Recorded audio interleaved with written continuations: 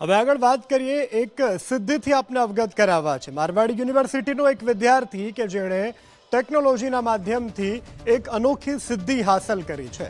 આ સિદ્ધિ અત્યારે રાજ્યભરમાં ચર્ચાનો વિષય બની છે। વિદ્યાર્થીએ જે પ્રકારે પોતાની ક્રિએટિવિટી હતી તે બતાવી હતી અને તેને જ કારણે અત્યારે તેની ચોતરફ ચર્ચા જોવા મળી રહી છે। ઓટોનોમસ ડિઝાસ્ટર રિસ્પોન્સ ડ્રોન આ વિદ્યાર્થીએ તૈયાર કર્યો છે। ડ્રોન ચલાવવા માટે રિમોટ કંટ્રોલની જરૂર નથી પડતી તે પ્રકારનું ડ્રોન બનાવવામાં આવ્યું છે। સ્વયં સંચાલિત સિસ્ટમથી નિર્ધારિત સ્થળ સુધી ઉડી શકે છે આ ડ્રોન।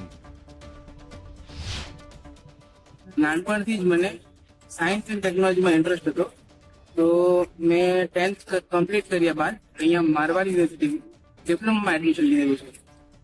તો પાછલા 1 વર્ષમાં મેં અહીંયા ઘણા બધા પ્રોજેક્ટ બનાવ્યા છે। જેમાંથી મારો મેજર પ્રોજેક્ટ હતો ઓટોનોમસ ડ્રોન। જે નોર્મલ ડ્રોન જે હોય છે કે જે રિમોટ ચાલે છે એ ફક્ત ખાલી 1 મહિનામાં રેડી થઈ જાય છે, બટ મારું ડ્રોન જે છે એ ખાસ ડ્રોન છે। જ્યારે કુદરતી આફતો આવે છે ત્યારે એની મેનેજ જીપીએસ નેવિગેશનથી food and medical kit deliver કરી આપે છે।